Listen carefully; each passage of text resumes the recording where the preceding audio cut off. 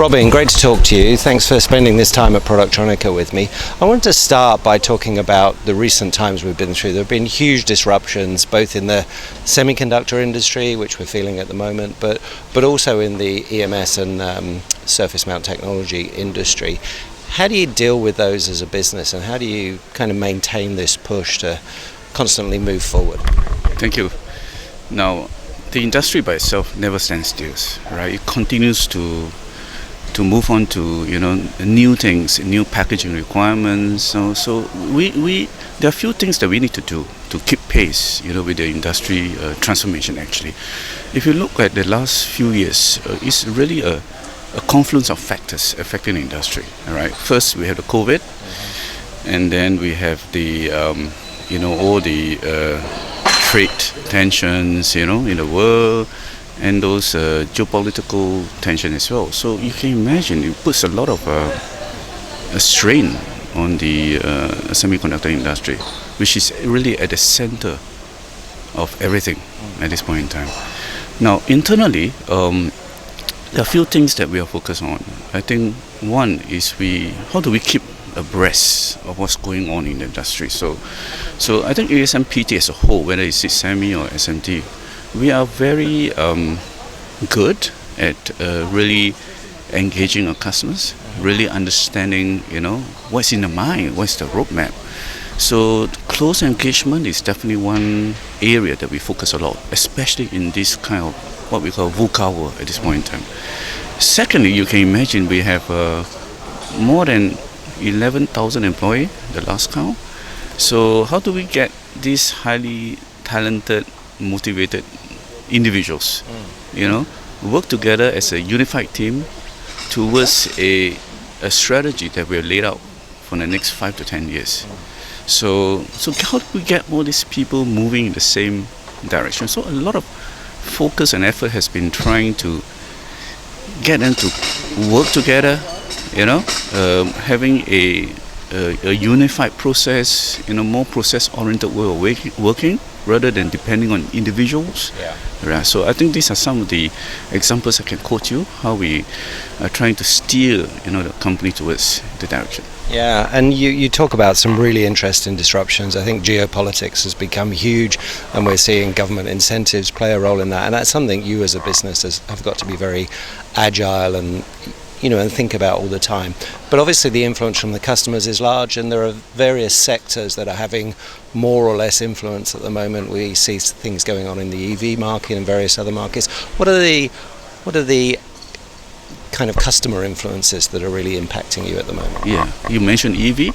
Actually, for our industry and also in particular our business, which is supplying equipment for the semi as well as the SMT sector, two major forces I would say that are driving or providing the kind of tailwind the industry is experiencing right now. One is automotive, because of the electrification trend, right? So there are more EV cars on the road, more adoption on ADAS, so increasingly these trends or circular trend, I will put it that way, drive a lot of semiconductor demand, not just in terms of volume, but in terms of new packaging, technology and processes are required. And that's where, ASMPT as a whole, we have a bit of an advantage over this area because we are substantial, we are big, and we have been around for 40 over years, right? So the customers that we engage are also moving into that kind of technology. So in other words, we know our customer very well. So because of that kind of relationship, we are closely engaging them. What is really in their mind, what's in the roadmap. So it can be a great advantage for us, for semi as well as SMT. And traditionally, SMT is very strong in automotive, very, very strong. So we have been a very significant player in that space. Now the other area that's really driving the semicon world and SMT at the same time is advanced packaging. I'm sure you know what advanced packaging is, because it's, you look at Moore's law, right? Advanced packaging is trying to sort of complement Moore's law. Moore's law is kind of slowing down, so and SoC or the chip is getting more expensive to be fabricated at an advanced node.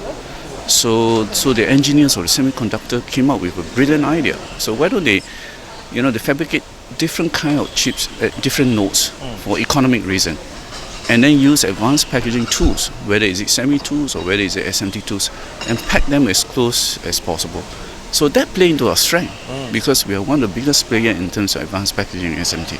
Yeah, I think it's really interesting when you see that convergence of the semiconductor world and the SMT world, and you find yourself in a position where you've actually brought together, if you like, two great houses of those two particular sectors. That must give you a really big advantage. How do you kind of manage that interaction between the SMT team and the semi team, and try and align their R&D development maps, try and align their kind of vision for how technology will serve people in the future? Definitely. If you look at what an SMT tool does, it's basically a pick and place tool. And then on the semi side, there are also a lot of pick and place tools as well. Besides wire bond, there are a lot of pick and place tools as well. So pick and place is a major process for both the semi and SMT. So you can imagine the technology are quite similar. There are overlaps. So in fact, there are a lot of synergies between SMT and semi, especially now and into the future, because these two sectors are converging. So semi basically are dealing with packaging at a die level. So semi tools are typically more precise, but there's a trade-off, right? If you want to be more precise, you have to trade off speed. However, on the SMT side, they're dealing at the board level, a PCB board level. So the chips are already packaged, right? So by semi tools, and then they put on the PCB.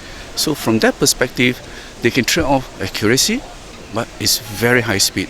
So what is happening around for ASMPT is that we have the combination of both, so we can offer both solutions to our customer.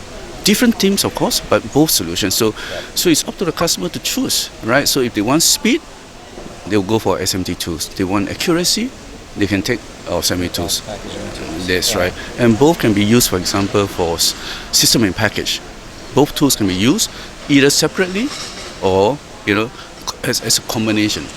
So we have the advantage. Yeah, you certainly do. Last question, I just really wanted to go back to what you were saying about disruptions in the marketplace.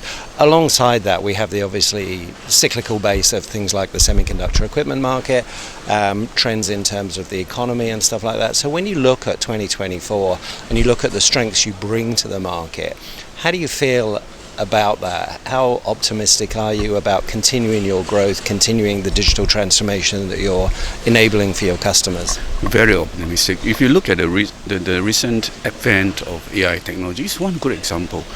One of our tools, the thermal compression tools, have been around for 10 years, thereabout, right? So we liken it as a solution, waiting for a problem to come, right? So if you look at the semiconductor space, tools take some time to take off in a big way. So TCB is one example. We have been supplying TCB tool for 10 years to a certain big IDM, right? So they're way advanced, in terms of using TCB or thermal compression bonding for advanced packaging. But with the advent of AI, the TCB tool is now well placed to serve the AI space. So it's kind of an S-curve kind of phenomena.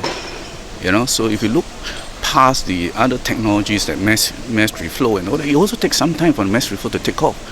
So we feel that thermal compression bonding is in a sweet spot right now because of AI. Yeah, it's really interesting, isn't it? And it's that convergence of those technologies that you're incredibly well placed to take advantage of. Robin, thanks so much for spending time with me. It's been a pleasure to get to know you and talk to you. We'll do this again soon. Thank you. Thank you so much.